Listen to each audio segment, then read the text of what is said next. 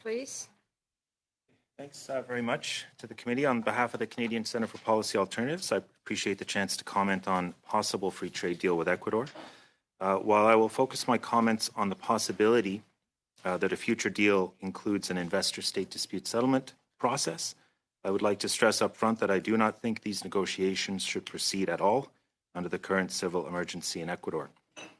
It would be opportunistic for Canada to exploit the current crisis, fast-track a contentious free trade deal that Ecuadorian civil society groups know nothing about and will almost certainly not be consulted about over the course. The recently passed China-Ecuador trade deal was condemned by a large section of the Ecuadorian civil society, including the country's Confederation of Indigenous Nations, for the threats it poses to environment and the rights of Indigenous peoples, especially from mining and the expansion of monoculture commodities such as cacao, banana, and oil palm, which are responsible for significant amounts of deforestation in the country. These groups were not adequately consulted on that agreement, the China agreement, and they have not been consulted, as far as I know, on the possible Canadian FTA. In public statements, Canadian and Ecuadorian officials have said they want to pursue an inclusive trade agenda, as was just mentioned, that benefits workers, Indigenous peoples, and sustainable development. That will not be possible under the current circumstances in Ecuador, and it will not be possible under Canada's standard negotiating approach. Coming back to investment, there would be no chance of an inclusive trade deal if it includes a standard Canadian-style investment protection chapter and ISDS.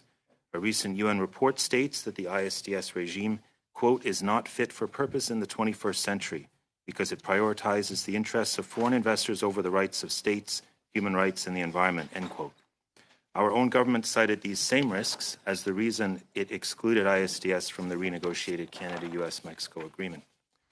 But Ecuadorian ambassador to Canada recently, I guess a year ago now, told the Hill Times that he hopes a possible Canadian FTA includes ISDS, since he said this would attract more Canadian mining and related infrastructure, such as the roads and power that goes along with that. Negotiating new investment treaty protections with Ecuador would be a terrible idea, given Ecuador's traumatic experience with ISDS, including several infamous cases from Canadian mining companies over the past 2 decades.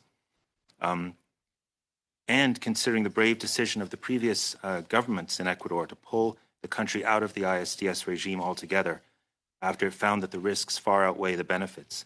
As proof of this finding, in fact, the termination of Canada's investment treaty with Ecuador in 2017 has not affected Canadian investment flows into the country. Canada is currently the largest foreign investor in Ecuador, and that's without having treaty protections in place. The option of disputing government decisions at ISDS tribunals instead of in domestic courts does not make projects more likely to move forward, but it can and frequently does undermine access to justice for local communities impacted by foreign investment.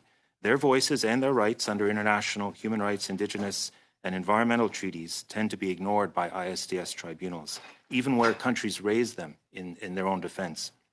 Large and growing ISDS awards into the billions of dollars can drain government funds from public services in extreme cases, as in Colombia, where money was moved from public services to pay for expensive ISDS claims.